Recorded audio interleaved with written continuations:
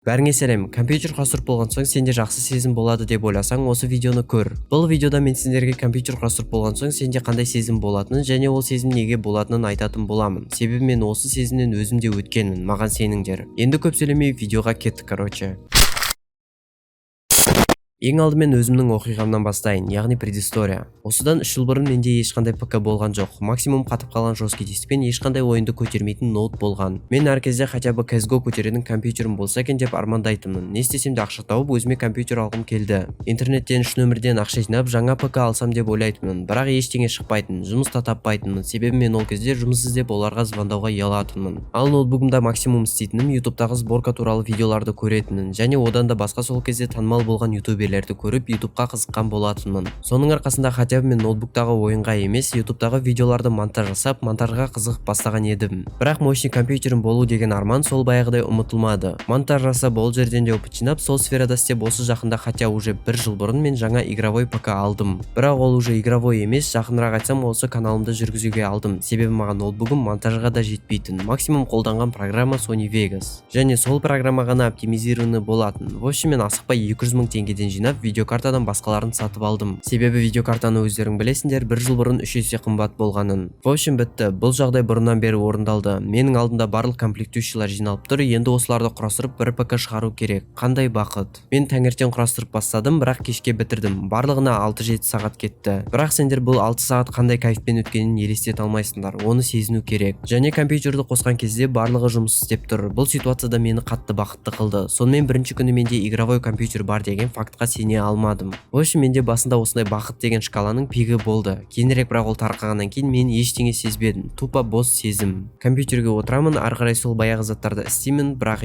мен енді барлық ойындарды ультрада ойнай аламын. Даже қалаған уақытында бір ойын ұнаса, оны смело скачать етіп ойнай беруге де мүмкіндік пайда болды. Және бұрында ойнай алмайтын CS:GO-ны қазір максимум графикада ойнаймын. Монтажда да қазір Sony Vegas емес, Premiere Pro мен жасаймын. Бұл деген бақыт болу керек. Бірақ ол тек қана басқаларға ғана солай көрінеді. Жалғыз сол ПК-ны құрастырған адамға емес, яғни маған. Мен тупо компьютерге отырғанда осы құрастырған компьютеріме қарап тамсанатынмын, бірақ ойнауға деген желание болмайтын. Бір ойынды скачать етіп алып, оны до конца өткім келмейтін, себебі қызық емес. Яғни мен компьютерді ойын үшін емес, жай ғана оның әдемілігіне қарау үшін құрастырғандай болдым. Бірақ бұрында компьютер құрастырмай тұрып, менде бұндай сезім болған емес. Әр күнім бақытпен өтетін, себебі мен білетінмін алдыда мені игровой компьютер күтіп тұрғанын. Әр жиналған ақшаға қарап, тез жиналса екен деп отыратынмын. ютубтағы сборка туралы видеолардың барлығын до конца көріп, мотивация жиналатын. Ал қазір онда видеолар ютубта рекомендацияға шықса, видеоны қосып, процессор мен видеокартаны айтатын жерге дейін өткізіп, сол жерден видеоны өшіріп тастаймын. Себебі бұрынғыдай сезім енді жоқ. Мен игровой компьютерді уже бақыт ретінде сезінбеймін. Тупо жиналған коробка сияқты. Егер де байқасаңдар, ютубта менің каналымда виртуальный сборка туралы видеоларда азырақ шығатын болған. Өйткені маған уже сборка ПК қызық емес бұрынғыдай. Бірақ онда видео енді шықпайды деген сөз емес, мен қазірде компьютерге қызығамын. Бірақ бұрынғыдай қатты емес деп айтайын дегенмін. Ал сборканың алдында мен Каспиді күнде қарайтынмын. Жаңа арзан бағадағы комплектующийлар шықпады ма екен деп. Және әр ценалық категорияда компьютерлер жинап көретінмін. Одан кейін сол компьютерге ютубтағы тесттерді көріп, требовательный ойындарды көтеретініне қуанатынмын. Қазір ондай ПК құрастыратын болсам, сол бір-біріне ұқсайтын артық ештеңе жоқ. Тупо барлығы қайталана береді. Енді неге ондай бізде болады? Неге басында қуаныш алып келетін зат қазірде алып келмейді? Сендер себебі ол заттан біз жалға бастаймыз десеңдер, жоқ, сен ол заттан жалығып кеткенің емес, жай ғана сен наркомансың. Ренжіме, әрине, мен саған қазір басқаша дәлелдеймін. В общем, адамда эйфория деген жағдай болады. Ол гормон немесе нейромедиатор емес, именно сондай жағдай. Эйфория типа апатия, депрессия деген сияқты жағдайларға ұқсайды, бірақ ол тек бақытты жағдайларға жауап береді. Өздігінен негізі эйфория адамға зиян емес, бірақ ол себепке байланысты. Яғни қандай себепке байланысты осы эйфория пайда болғанына. Мысалы, эйфория +18 кезінде болуы мүмкін, немесе біздің жағдайға байланысты бір жаңа зат сатып алғанда болады. Бұл мүлдем адамға зиян емес. Как раз қолдан эйфорияны шақыру адамға өте зиян. Оның ішінде бірінші орында наркотик, қалғандары осы эйфорияға қатысты аурулар. Енді ғылымға кішкене 20 секундқа үңілсек. Ренжімеңдер, әрине, олсыз никак. Қысқасы, эйфорияның пайда болуына серотонин, дофамин, окситоцин деген сияқты гормондардың бөлінуі жауап береді. Ең басты рөл ол серотонин. Себебі серотонин аз бөлінсе, адамда депрессия болады, ал көп бөлінсе эйфория болады. Ал қалғандары таза бақыт гормоны. Олар әр түрге бөлінеді, бірақ бізге керегі тек қана дофамин. Себебі именно осы гормон мен жаңа ПК сатып алғанда бөлінді. Бұл арқылы мен бақытты сезіндім. Сосын ол ұзақ уақытқа бармағандықтан сразу келесі күні осы дофамин организмде жетіспеушілік болды. Сондықтан менде организм дофаминнің көп бөлігіне үйреніп қалғандықтан келесі күні ондай дофамин болмай депрессиялық жағдайға кішкене қалды. Ол барлық жаңа зат сатып алғаннан кейін біраз уақыт өткенде пайда болады. Яғни бүгін бақыттысың, сенде организм толықтай эйфорияда, ал ертең бақытсызсың, себебі организм кешегідей дофамин бөле алмады. Міне осылай ғылыми тілде өмір ақ пен қарада тұрады деп айтады. Бұның барлығы бірақ наркотик қабылдағандай сезім. Өйткені наркотик көбінесе эйфорияны ояту үшін дофамин мен серотонинді көп бөледі. Бірақ қатты бөлгені сонша ол ұзаққа бармайды, тек қана 10-15 секунд. Бірақ наркотик денсаулыққа зиян болғаны соншалық әр есірткі организмнің темпін бұзып жіберуі мүмкін. Бұл ең алдымен үлкен ауруларға, ал жаман жағдайда өлімге алып келеді.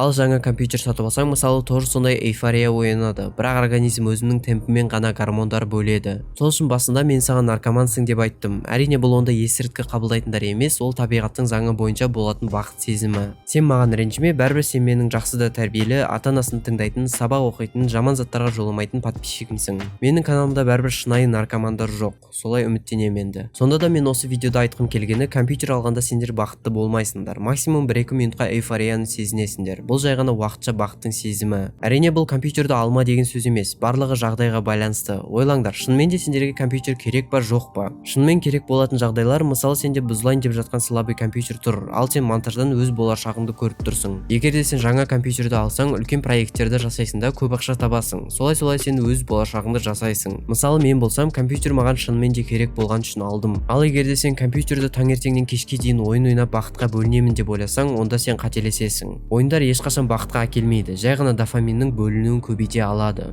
Ал бақыт деген сенің отбасың, жақындарың, достарың. Қазір барып өзіңе жақын адамды құшақтап, онымен әңгіме айтып, оған комплимент жаса. Ешқашан ойланбай, керек емес покупка жасама. Осымен видео аяқталды. Давайте, короче.